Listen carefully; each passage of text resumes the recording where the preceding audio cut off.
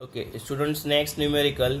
There is the capacitors. दो capacitors यहाँ पे दिए हुए, right? And there is the two capacitors. There is the two capacitors are connected parallel, having the area A, right? So मैं यहाँ पे diagram draw कर रहा हूँ. दो कैपेसिटर्स है, राइट? इस तरीके से वो पैरेलली कनेक्टेड है, ध्यान रखना, राइट? दोनों ही कैपेसिटर्स जो है वो इस तरीके से पैरेलली कनेक्टेड है, C1 एंड C2, राइट? उन लोग का एरिया कितना है, A. डिस्टेंस जो है दोनों ही प्लेट के बीच में डिस्टेंस दिया हुआ है D1 C1 के लिए एंड C2 के लिए D2, right? And dielectric permittivity हमको दिया हुआ है बिकॉज मीडियम अलग यूज किया है, E1 and E2. If there is the different types of medium, then there is the obviously constants is also going to change, so K1 and K2 हम लोग consider कर सकते हैं. Clear? So we have to find out the calculate the capacitance of the system, right? और कोई भी value हमको नहीं दिया है यहाँ पे, ओनली खाली पैरेलल कनेक्शन दिया हुआ है. सो हमको टोटल कैपेसिटेंस यहाँ पे फाइंड आउट करना है. क्लियर? सो इसके लिए स्टूडेंट्स हम लोग क्या करेंगे, सो आपको पता है कि equation C capacitance is equal to the mu naught into A by D related to the area, permittivity and distance between the plates. Clear? ये E नॉट क्या होते हैं, permittivity of the vacuum, but यहाँ पे हमको permittivity दिया हुआ है. सो यहाँ पे हम लोग ऐसे लिख सकते हैं, यहाँ पे हम लोग उसका ऐसे लिख सकते हैं कि C1 is equivalent to the E1 into area upon D. D means distance दिया है D1. C2 is equivalent to the E2 into area upon D2, right? Area जो है टोटल हमने A ही कंसिडर किया हुआ है, टोटल एरिया इतना हमने टोटल एरिया कंसिडर किया हुआ है. सो टोटल कैपेसिटेंस कैसे कनेक्टेड है यहाँ पे, सीरीज में. सीरीज कनेक्शन के लिए, right, those are connected in series because यहाँ पे टू कैपेसिटेंस दिया हुआ है, सीरीज प्लेट कनेक्शन, हाँ, right.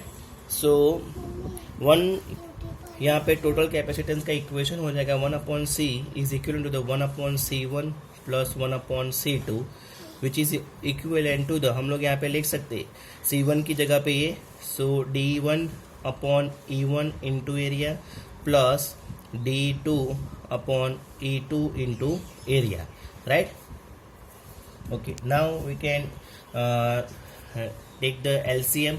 So D1 into E2 into area plus D2 into E1 into area upon E1 into E2 into A square. Clear? इतना रहा.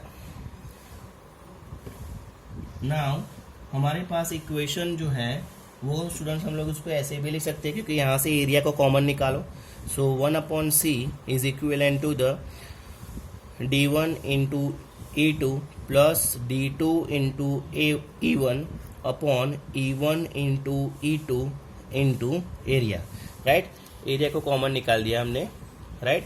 Okay, now यहाँ पे इसको आप लोग डिवाइड भी कर सकते हो इंडिविजुअली. सो इसको हम लोग ऐसे भी लिख सकते हैं 1/C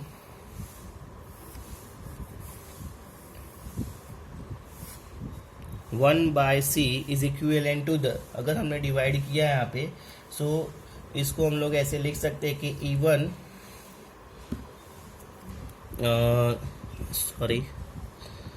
C is equivalent to the E1 into E2 into area, right?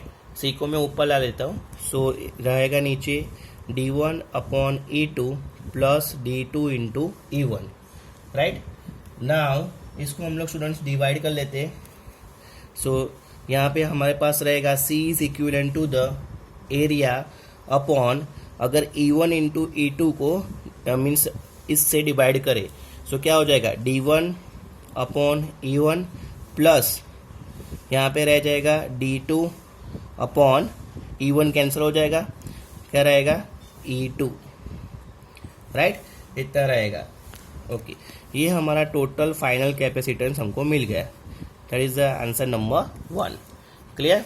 Total capacitance हमने फाइंड आउट कर दिया. Clear students? Now express the capacitance, second हमको फाइंड आउट करना है express the capacitance in terms of K1 and K2. K1 and K means ये K1 and K2 में हमको express करना है, वेयर K1 एंड K2 क्या है, डाइलेक्ट्रिक कांस्टेंट है. क्लियर. सो इसके लिए हमको क्या करना पड़ेगा, डाइलेक्ट्रिक कांस्टेंट्स के लिए हमारे पास इक्वेशन है where K is equivalent to the absolute permittivity and upon permittivity of the vacuum. Right. K1 है इसलिए हम लोग यहाँ पे E1 कंसिडर कर लेते. So E1 is equivalent to the, students हम लोग ऐसा भी लिख सकते where E1 is equivalent to the K1 into epsilon naught. Right. And K2 is equivalent to the, similarly क्या हो जाएगा, E2 अपॉन E0. सो हम लोग इसको ऐसे भी लिख सकते हैं कि E2 is equivalent to the K2 into epsilon naught. Right. So now E1 and E2 की वैल्यू इसमें रखो, E1 एंड E2 की वैल्यू आप इसमें रखो. So C is equivalent to the area, C is equivalent to the area upon D1 upon E1. E1 की जगह पे स्टूडेंट्स हम लोग क्या लिख सकते हैं, E1 की जगह पे स्टूडेंट्स हम लोग लिख सकते हैं K1 upon mu naught.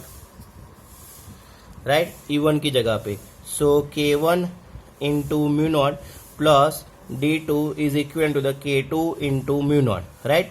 Mu naught को कॉमन निकाल दो. सो हमारे पास फाइनल इक्वेशन, ये आपका फाइनल इक्वेशन आ गया इन टर्म्स ऑफ K1. बट अगर आपको म्यू नॉट यहाँ से कॉमन निकालना है तो वो ऊपर चला जाएगा.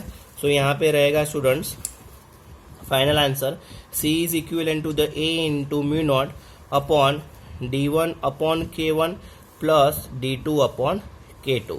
राइट. ई नोट को कॉमन निकाल के वो ऊपर चला जाएगा. राइट.